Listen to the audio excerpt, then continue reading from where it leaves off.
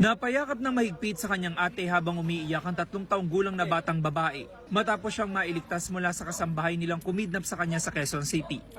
Sa imbestigasyon ng pulisya, linggo ng gabi nang isama ng kasambahay ang bata para daw pumunta sa kabilang bahay. Lumipas daw ang halos 3 oras pero hindi na bumalik ang dalawa. Doon na nag-report ang mga magulang ng bata sa Masambong Police Station. Ang kasambahay nagpadala ng mensahe sa kapatid ng biktima at humihingi ng ransom na 150,000 pesos. Sa palitan ng mensahe sa messaging app, nagpadala pa ang kasambahay ng larawan ng bata. Humiling din siya na ipakita ang perang napagkasunduan at dalhin ang kanyang mga gamit. Sa follow-up operation, inaresto ng pulisya ang 24 anyos sa babaeng kasambahay sa Fernando Poe Jr. Avenue kung saan nangyari ang transaksyon. Nabawi sa sospek ang bag na naglalaman ng perang ginamit sa operasyon. Pagdating sa police station, positibo siyang kinilala ng mga magulang ng bata. Nakakulong na ang sospek na sinampahan ng reklamong paglabag sa Article 267 ng Revised Penal Code para sa kidnapping for ransom. Ginawa ko po. Bakit? Kailangan ko po kasi ng pera.